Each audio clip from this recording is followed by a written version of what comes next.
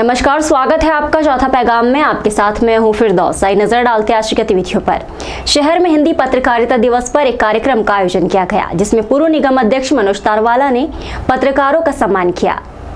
इस दौरान जिले भर के पत्रकार मौजूद थे।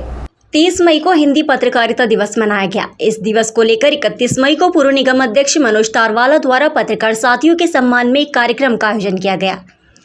इस दौरान वरिष्ठ पत्रकार रामप्रकाश जायसवाल, मुकेश पूर्वे, तफज्जुल हुसैन मुलायमवाला, अहकाम अंसारी, गणेश दुंगे, दुर्गेश शर्मा और प्रिंट इलेक्ट्रॉनिक मीडिया जगत के सभी सम्मानित पत्रकार साथी, युवा साथी मौजूद थे। इस दौरान पूर्व निगम अध्यक्ष मनोज तारवाला ने कहा कि हिंदी पत्रकारिता दिवस 30 मई को इसलिए बनाया जाता है कि इस दिन 1826 में हिंदी भाषा का पहला अखबार प्रकाशित हुआ था। इसका प्रकाशन तत्कालीन कोलकाता शहर से पंडित जुगर किशोर शुक्ला ने किया था। तब से ही हिंदी पत्रकारिता की शुरुआत हुई थी और आज तक जारी है। इस दौरान शहर के वरिष्ठ पत्रकार मुकेश पूर्वे ने कहा कि एक समय में पत्रकारिता इतनी आसान नहीं थी। पत्रकारिता के क्षेत्र में कई चुनौतियां थी। इसके बावजूद भी हमारा पत्रकार साथी हर समाचार को प्रमुखता से कवर करता था। वरिष्ठ पत्रकारों ने अपने बीते हुए पत्रकारिता के संघर्ष भरे दिनों के बारे में बताया कि उन्होंने किस तरह से पत्रकारिता की है। पूर्व निगम अध्यक्ष मनोज तारवाला ने कहा कि हमारा पत्रकार साथी हर चुनौतियों का सामना करके पत्रिका कर रहा है। भले ही आज खबरें प्रसारित करने के संसाधन बहुत ज़्यादा हो, लेकिन चुनौती आज भी बनी हुई है और पत्रकार साथी लगातार चुनौतियों का सामना करते हुए काम कर रही है।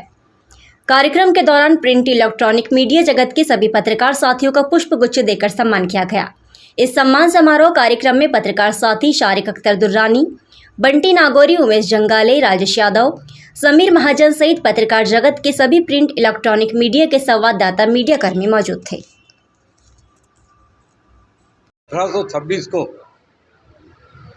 उस समय के तात्कालिक भारत की विपरीत परिस्थिति के बावजूद शुक्ला जी ने एक 30 मई 1826 को कलकत्ता में अनंत उद्दंड मार्तंड के नाम से एक पत्रकार का दायित्व निभाते हुए, पत्रकारिता करते हुए एक पेपर का प्रकाशन किया। उस दिन से हिंदुस्तान में हिंदी पत्रकारिता दिवस 30 मई को मनाया जाता है और उसके अंतर्गत ही आज मैंने मनाया। उन कठिन परिस्थितियों में कि गुलाम भारत के अंदर पत्रकारिता करना यानी बहुत मुश्किल और बहुत कठिन काम था।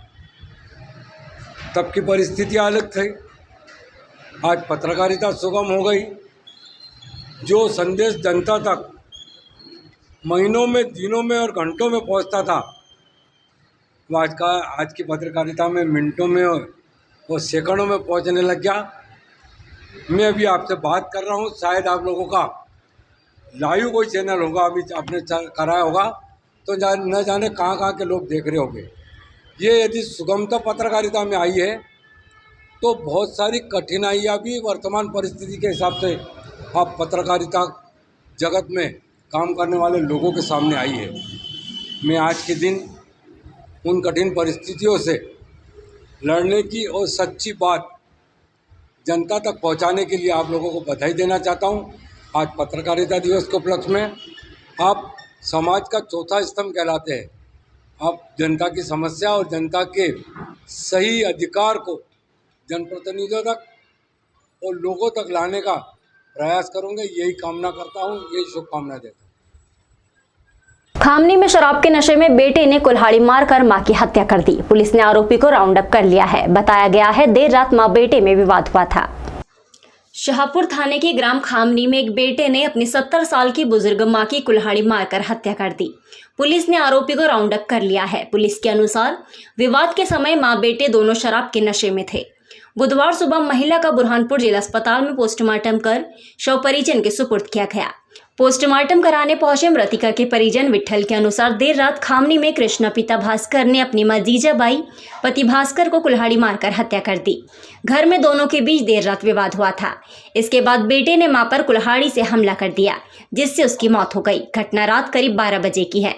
विठल ने बताया कृष्णा शराब का आदी है, अक्सर परिवार में मारपीट होती रहती थी। देर रात भी पहले माता पिता के बीच विवाद हुआ, फिर कृष्णा और उसकी मां का विवाद हुआ। बुधवार दोपहर करीब 12 बजे जिला अस्पताल में मृतिका जीजाबाई भास्कर का पोस्टमार्टम कर शव परिजन के सुपुर्द किया गया। एसपी राहुल कुमार लोढ़ा ने बताया कि आरोपी को राउंड अप कर लिया गया है। अधिक पूछताछ इसलिए नहीं हो पाई क्योंकि आरोपी नशे की हालत में था। उसकी मां भी शराब के नशे में थी। जांच के बाद आगे की कार्रवाई की जाएगी। महिला का हत्या का मामला सामने आया हुआ है। जीजाबाई भील नाम है महिला का, और हत्या जो है वो उसका जो बेटा था उसी के द्वारा शराब के नशे में की गई है। बेटे को राउंड अप कर लिया गया है और अगले का इन्वेस्टिगेशन करके जो भी सही कार्रवाई होगी वो की जाएगी।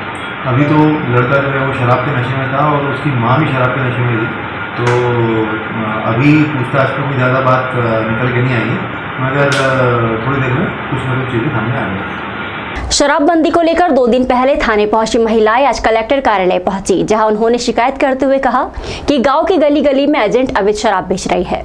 2 दिन पहले ग्राम नाचनखेड़ा की महिलाओं ने शाहपुर थाने पहुंचकर अवैध शराब पर रोक लगाने के लिए लिखित आवेदन दिया था। कुछ अवैध शराब पकड़कर पंचनामा भी बनवाया गया था, लेकिन गांव में अवैध शराब की बिक्री बंद नहीं हुई। महिलाओं का कहना है कि गांव में एजेंट गली गली घूमकर अवैध शराब बेच रही है, कार्रवाई होना चाहिए। इसकी शिकायत अब महिलाओं ने कलेक्टर से की है। शाम करीब 4 बजे नाचनखेड़ा से काफी संख्या में महिलाएं बुरहानपुर पहुंची। अपनी शिकायत में उन्होंने कहा, नाचनखेड़ा में शराब की कोई लाइसेंसी दुकान नहीं है। दूसरे स्थानों से अवैध शराब का यहाँ परिवहन हो रहा है। एजेंटों के माध्यम से शराब बेची जा रही है। ऐसे में शराबी पति अपनी पत्नी और बच्चों से मारपीट करते हैं। गांव की महिलाओं ने ठेकेदार को कई बार समझाइश दी, लेकिन फिर भी अवैध शराब बेची जा रही है। 26 मई को महिलाओं ने 4 पेटी शराब भी पकड़ी थी। तब एक व्यक्ति बाइक मौके पर छोड़कर भाग गया था। महिलाओं ने शराब बिक्री बंद कर गांव को शराब मुक्त कराने की मांग रखी। इस दौरान योगिता इंगले, आशाबाई, विमलबाई, सुशीलाबाई सहित अन्य महिलाएं मौजूद थी। शहर के ब्राह्मण समाज ने सीएम के नाम एडीएम को एक ज्ञापन सौंपा है, जिसमें मांग की गई है कि आर्थिक रूप से कमजोर बच्चों को छात्रवृत्ति प्रदान की जाए।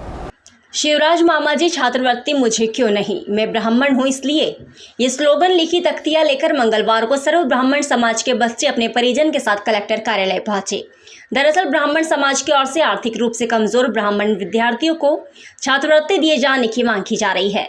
इसे लेकर मंगलवार को काफी संख्या में ब्राह्मण समाज जन कलेक्टर कार्यालय पहुंचे और सीएम के नाम एडीएम एसएस सिंघाड़े को ज्ञापन सौंपा गया।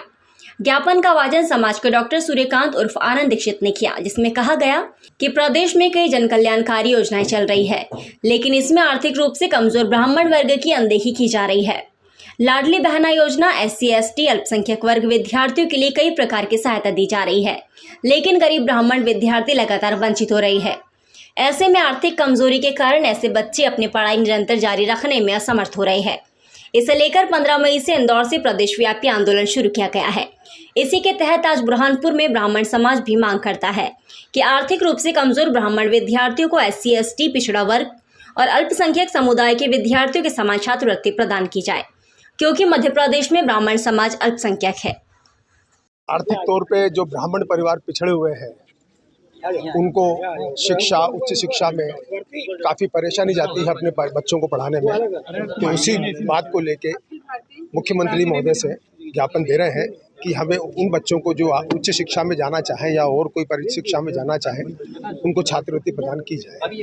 और यही मुख्य रूप से आज के तारीख में हमारी मांग है। ओम प्रकाश शर्मा, सर्व ब्राह्मण समाज जिलाध्यक्ष। कि ब्राह्मण सब सारे मतलब समाज में बच्चों को स्कॉलरशिप दी जा रही है, अपने ब्राह्मण समाज में क्यों नहीं? इसलिए शिवराज सिंह से मेरी यही एक विनती है कि हमारे भी बच्चों का ध्यान रखा जाए, स्कॉलरशिप दी जाए। दिल्ली के साक्षी हत्याकांड को लेकर अखिल भारत हिंदू महासभा ने ज्ञापन सौंपकर आरोपियों पर कड़ी कार्रवाई कर सजा देने की मांग की। दिल्ली के साक्षी हत्याकांड मामले को लेकर अखिल भारतीय हिंदू महासभा की ओर से बुधवार दोपहर 1 बजे कलेक्टर कार्यालय पहुंचकर कलेक्टर को ज्ञापन सौंपा गया। अखिल भारत हिंदू महासभा के बाल्या महाराज सहित अन्य पदाधिकारी यहां पहुंचे थे। उन्होंने कहा, दिल्ली में हुए साक्षी हत्याकांड मामले में आरोपियों को फांसी की सजा होना चाहिए। ये मामला फास्ट ट्रैक कोर्ट में चलाया जाना चाहिए। देश में धर्मांतरण विरोध कानून लागू किया जाना चाहिए। सदस्यों ने कहा, हाल ही में दिल्ली में एक नाबालिग लड़की की जिहादी मानसिकता के व्यक्ति द्वारा हत्या कर दी गई, इसलिए लव जिहाद धर्मांतरण कानून बनाकर जिहाद पर रोक लगाना चाहिए। राष्ट्रपति प्रधानमंत्री के नाम ज्ञापन सौंपकर मांग की गई है कि ऐसे मामले रोके जाए। इस दौरान हिंदू महासभा के सदस्य, पदाधिकारी आदि मौजूद थे।